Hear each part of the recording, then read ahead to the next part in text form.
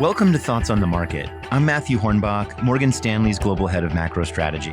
Along with my colleagues bringing you a variety of perspectives, today I'll talk about our mid-year outlook for macro markets. It's Tuesday, June 20th at 10 a.m. in New York.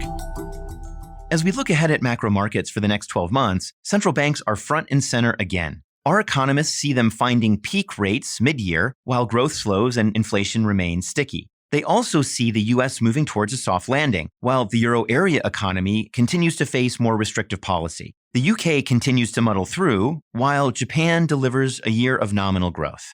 Two global risk scenarios that our economists consider, a hard landing in the U.S. and then faster disinflation, also in the U.S., should keep macro markets on the defensive. We think sovereign bond yields will end the year lower than in the first half, while the U.S. dollar will end the year stronger. We think macro markets already reflect the base case outlook for a soft landing and gradual adjustments in monetary policy. The view from our economists, which is mostly in the market price, aligns neatly with this consensus. So what will move markets into year-end? Price action should, of course, evolve as surprises to this consensus view unfold. As usual, uncertainties around the outlook for monetary policy are murky, raising risks that the outcome will surprise currently held consensus views. One uncertainty involves the stance of monetary policy and the impact of the previous tightening that's been put in place. Have central banks tightened enough already to bring inflation back to target in a suitable time frame? How long and variable are the lags of monetary policy today?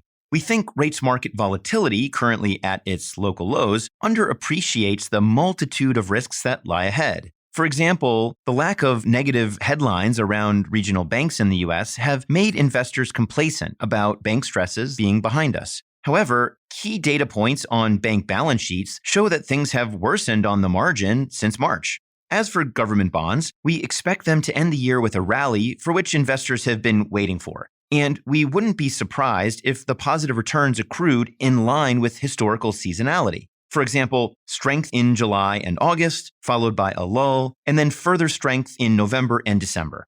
If you look at the US dollar, there's been a debate around the extent of the dollar's dominance in the global economy. As things stand, foreign investors continue to have a voracious appetite for US dollar-denominated assets thanks to their strong returns and the US economy's deep and liquid capital markets. So we forecast continued US dollar strength into year-end as tepid growth and asymmetric downside economic risk amplify investor demand for carry and defensive assets.